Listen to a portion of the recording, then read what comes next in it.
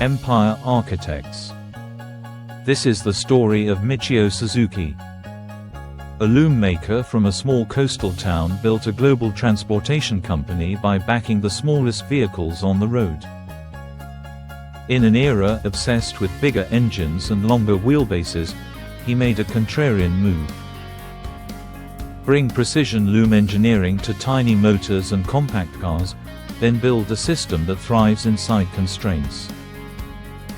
That single decision produced one of the most durable empires in mobility. Michio Suzuki was born in 1887 in Hamamatsu, Japan. The sea was close. So were farms and workshops.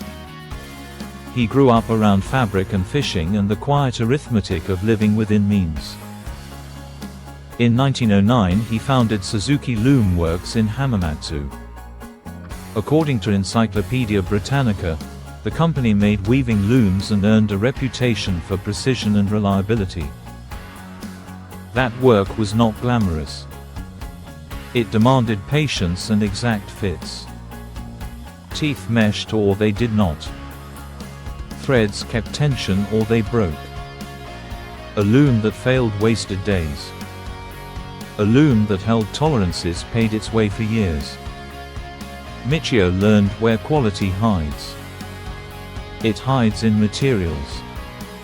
It hides in how shafts are polished and how bearings are seated. It hides in repeatability. These habits would matter later. He also learned where profit hides. It hides in reducing waste on each cycle. Spare parts and repairs cost time that customers cannot spare. Design him out and a quiet kind of loyalty appears. The world changed around him more than once. Japan industrialized. War approached. Suzuki Loom Works grew by exporting looms and refining designs. Then he looked beyond fabric. The 1930s brought a wave of interest in small cars. In 1937, the company began developing a compact automobile. According to Britannica, Suzuki built several prototypes by 1939, but the war halted the project and recentered the firm on looms. The idea did not die. It was shelved. After 1945, Japan needed utility above all. Cities were damaged. Roads were rough. Fuel was scarce. Workers needed to move. Families needed goods. Bicycles became essential. Engines returned to the drawing board. In 1952, Suzuki introduced a bicycle auxiliary engine called the Power-Free. Company histories describe it as a compact two-stroke unit with a clever dual sprocket system that allowed a rider to pedal with engine assistance, pedal only, or run engine power alone. It was a loom maker's engine. Simple. Durable. Easy to service. It did not try to outrun scarcity. It tried to make scarcity livable. The reception validated the instincts. The Power-Free sold, then improved. According to company timelines, the Diamond Free followed, and then other motorized bicycles and small motorcycles reached the road. Suzuki applied loom discipline to castings, tolerances, and assembly. The lesson was clear. A small motor that starts every morning beats a big engine that needs perfect fuel and perfect roads. The market was ready for a brand that respected limits and thrived inside them. But that is not the full picture. Michio had not yet made the call that would define the empire. The prototypes from 1939 still whispered. They asked a different question. What if the right car for a rebuilding nation was not a scaled-down version of a sedan? What if the right car was a new answer designed for this time and these roads? Michio read the rules closely. Japan's K-car regulations created a class for mini vehicles with small engine displacement and compact dimensions. The original post-war rules evolved, and by the mid-1950s, the class allowed engines in the 360 cubic centimeter range. K standards lowered taxes and fees and made ownership feasible for more households. The mainstream narrative at the time still leaned toward larger cars as the symbol of recovery. Suzuki went in the other direction. In 1954, the company changed its name to Suzuki Motor Company Limited. In 1955, it launched the Suzulite, a compact K-car that did not behave like a compromise. The Suzulite used front-wheel drive, independent suspension, and rack and pinion steering. According to Encyclopaedia Britannica and company histories, these features were advanced for the class and unusual in Japan at the time. The car complied with K rules and delivered comfort and control on rough roads with a small engine and light weight.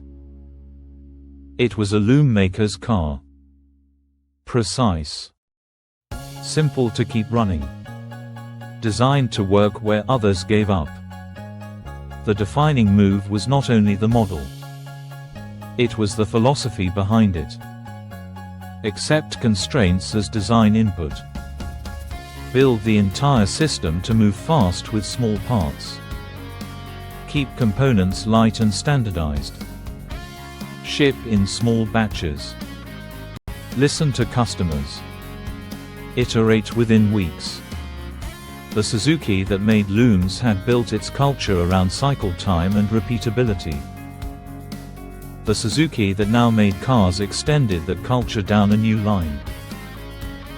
Here is what most people miss. The Suzulite was not a stripped version of a big car. It was a clean sheet answer. By choosing front-wheel drive in a tiny car, Suzuki saved space and improved traction. By choosing independent suspension, Suzuki kept tires on broken roads and reduced stress on the chassis. By sizing the engine for K rules, Suzuki cut taxes and fuel use while still moving a family. This was not a budget decision. It was an engineering decision. Validation came in the daily rhythm of towns that needed reliable motion. Small businesses used Suzulites for deliveries. Families made school runs. Rural roads did not punish the little car. It floated over problems that trapped heavier machines. Dealers learned that a customer who bought a Suzulite often returned for a small motorcycle. The brand meant practicality that did not apologize. Pressure built, as it always does. History crowded the road. Subaru pushed the 360. Honda built the N360. Daihatsu and others ramped light vehicles. Japan's miracle economy asked for more steel, more cars, more speed.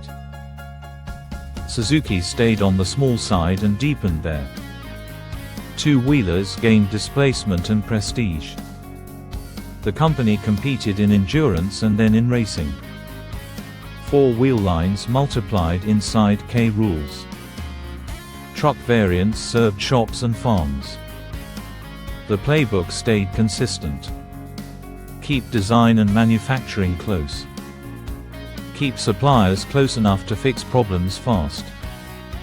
According to company annual reports, Suzuki concentrated key development and production in the Hamamatsu region and nearby zones while building out selective overseas plants. The loop mirrored a successful factory. No one waited for perfect. Everyone shipped the next better. What happened next surprised everyone. The empire left home and found its natural scale on roads far from Japan. India in the early 1980s wanted a modern small car. The government backed an enterprise called Maruti Udyog to build a national passenger car industry. Suzuki Motor entered as a partner. Public filings show that Suzuki and Maruti signed a joint venture in 1982 and that the first cars, the Maruti 800 based on a Suzuki platform, reached customers in 1983.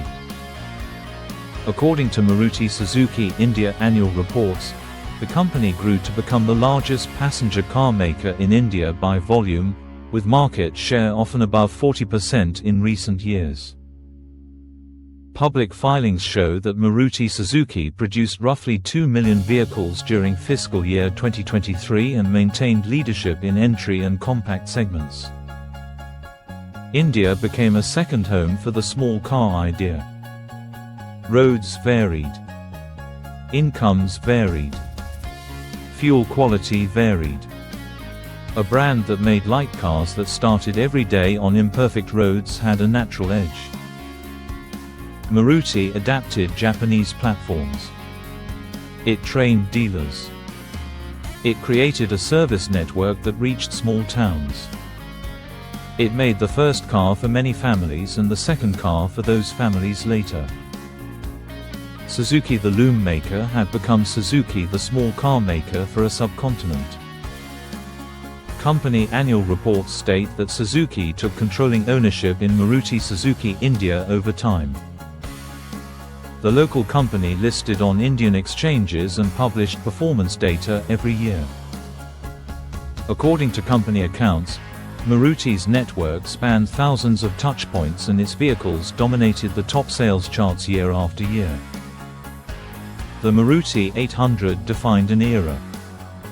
Later, the Alto, Swift, Wagon R, and Baleno shaped new ones. The machine that thrived in constraint at home now thrived in constraint abroad. But that is not the full picture. The move into India was not a one-off.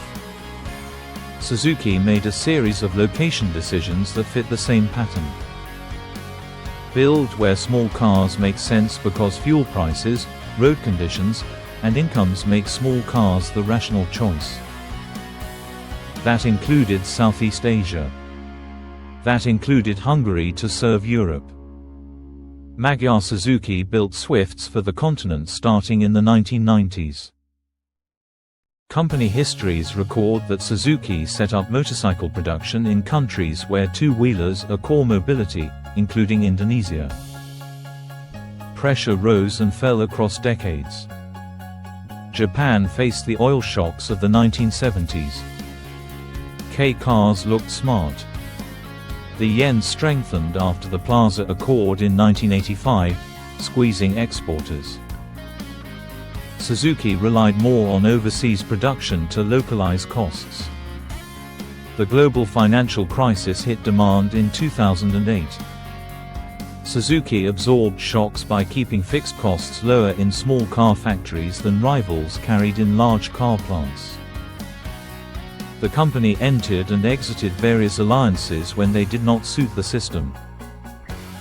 A tie-up with General Motors in the 1980s and 1990s delivered technology exchange and equity links, then unwound. As reported by Bloomberg and Reuters, a later alliance with Volkswagen ended in arbitration after disagreements, and Suzuki moved on. In 2019, Suzuki and Toyota announced a capital alliance and technology cooperation to co-develop small vehicles and electrification in markets such as India. Reuters reported that the agreement included cross-shareholdings and joint product plans designed to marry Toyota's hybrid systems with Suzuki's small car scale. Here is what most people miss. The empire was not glued together by one global factory that stamped the same answer for every road. Suzuki ran a two-speed system.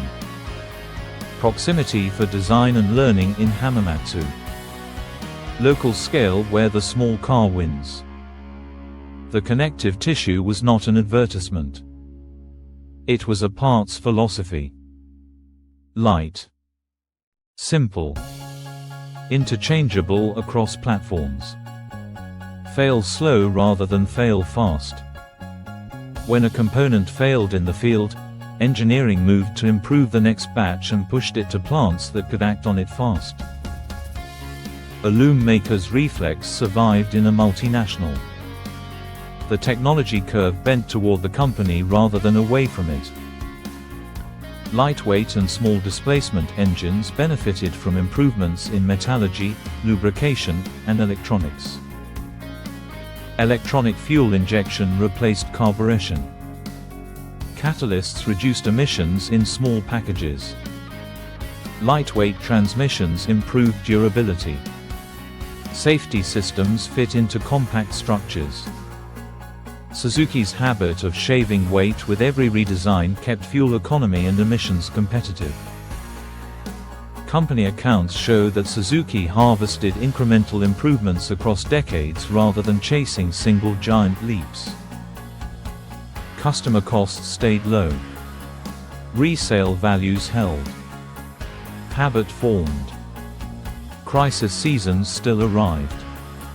The 2011 Tohoku earthquake and tsunami disrupted parts supplies across Japan.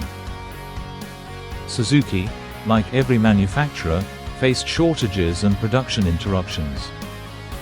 The COVID-19 pandemic shattered logistics in 2020. According to company annual reports, Suzuki closed plants temporarily in multiple countries, then reopened with new safety protocols and supply chain adjustments. Semiconductor shortages rippled through schedules. Customers waited. Manufacturers triaged. Suzuki used the same playbook. Keep the small affordable platforms moving. Use scarce chips where they compound the most. Feed India and key markets first where loyalty bonds are strongest. What happened next surprised everyone again.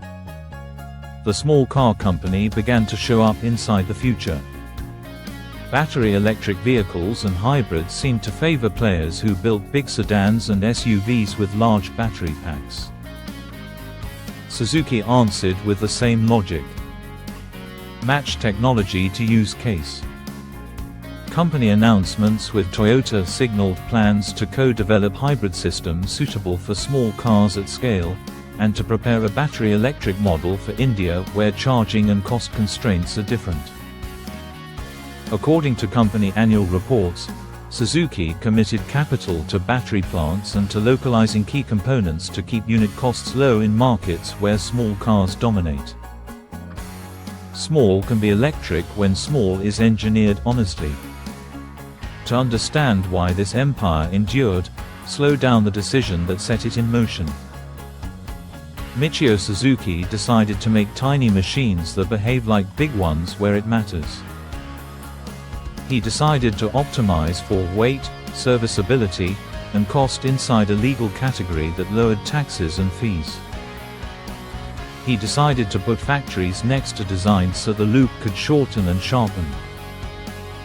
He decided to take that loop where the world still runs on scooters and small cars.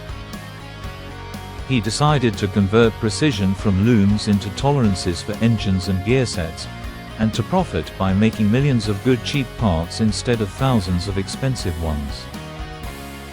Consider the numbers that verify the scale.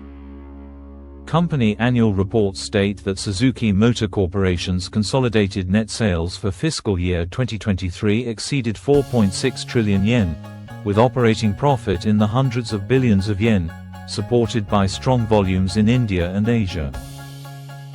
Public filings show that Maruti Suzuki India reported production and wholesales near 2 million units for fiscal year 2023 and market share above 40% in the Indian passenger car segment. Company disclosures show that Indomobile and other partners produce motorcycles and small cars across ASEAN. These are not slogans. They are audited statements and market realities. But that is not the full picture. The cultural architecture matters as much as output. Suzuki's training ground does not live on a stage. It lives in factories and test loops and service bays. A new engineer at Hamamatsu is expected to watch cutting tools and listen to engines. A new manager at a dealer in Gujarat is expected to walk the service line and ask which parts need attention. The customer is not asked to love the brand. The brand is asked to behave. That inversion builds a very sturdy kind of power. The arc of the founder's life closes as quietly as the factory whistle. Michio Suzuki remained involved with the company as it transformed from a loom maker to a motor company. He died in 1982. The company he shaped became a multinational with a public listing, with governance, reporting, and an operating system that could train strangers to carry his logic. According to Britannica and Company histories, his name now lives more often on engine covers and motorcycle tanks than on a front door. That is a fitting kind of immortality for a builder who respected the work more than the applause. A calm list of transferables emerges. Designed to a constraint rather than in spite of it. K rules and scarce fuel look like limits. They became levers. A constraint forces a shape. Embrace it and a system forms around it that others cannot match without paying a heavy retooling tax. Keep the loop short. Design near manufacturing. Manufacturing near suppliers. Suppliers near testing.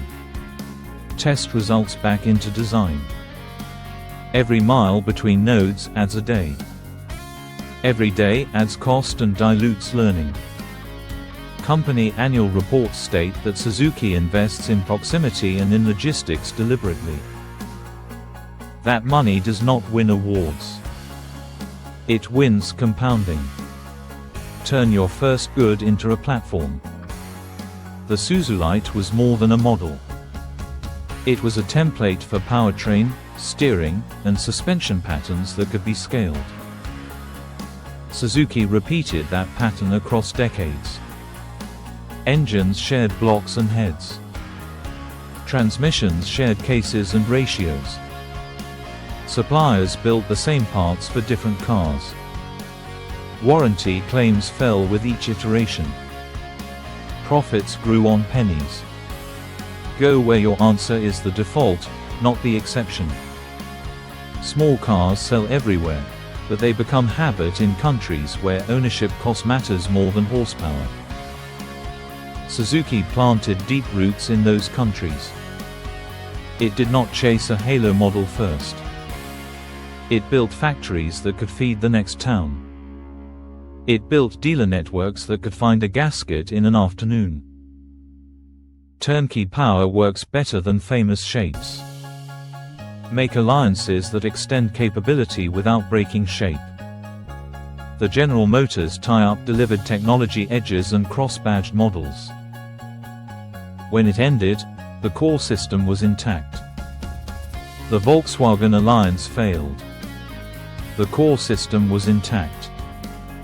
The Toyota Capital tie-up promises to add hybrid systems to small cars. The core system can use that. The test of an alliance is whether you can leave when the shape bends the wrong way. It was not luck. The winds arrived across oil shocks, exchange rate storms, and global recessions. The machine failed sometimes and reset. It endured because the small bet was a large bet hidden in plain sight.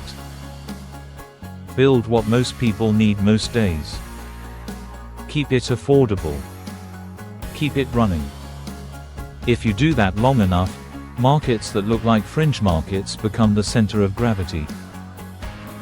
Here is what most people miss. The empire's resilience does not come from a single product. It comes from a way of counting. Looms taught Suzuki to count in cycles and tolerances. Engines taught Suzuki to count in heat and wear. Cars taught Suzuki to count in days from design to delivery. India taught Suzuki to count in families who return to the same showroom every 10 years. These counts add up to something a quarterly spreadsheet cannot price. Modern applicability is direct. Micro EVs, last-mile delivery scooters, compact hybrids for crowded cities, modular small vans for informal logistics, and low-cost mobility platforms for emerging markets all rhyme with the Suzulite decision. The opportunity now is to use modern batteries and electronics to reduce noise and emissions while keeping the rest of the answer humble. The trap is to import big car logic into small vehicle categories. The antidote is to relearn Hamamatsu's lesson. Build for the road you have, not for the ad you plan to buy. For builders who dream in other domains, remember the quiet pivot. Do not scale your first success only by making it larger.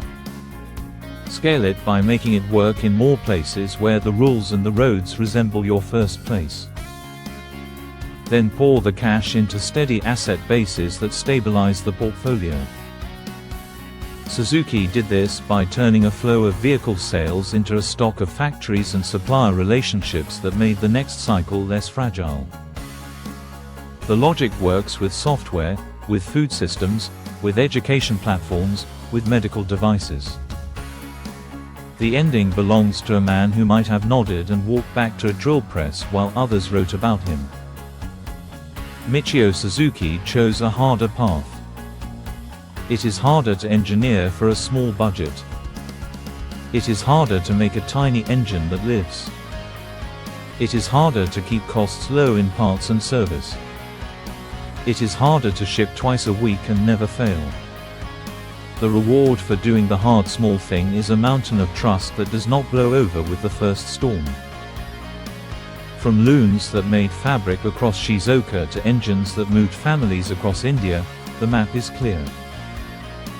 Choose a constraint. Master it so completely that it becomes your moat. Then repeat until the world calls it an empire. If you enjoyed learning about this empire builder's journey and you're interested in building your own empire, there's something you need to know. Michio Suzuki and 78% of the Forbes 400 use a specific strategy to build massive businesses and multiply their wealth systematically. But here is what most people miss: there is a pattern. A strategy hiding in plain sight. The Forbes 400 know it. They exploit it. They have built fortunes with it. And it has been hidden from mainstream business education for decades. First link in the description reveals what the titans of industry do not talk about publicly. Watch it next. 10 minutes that could change everything.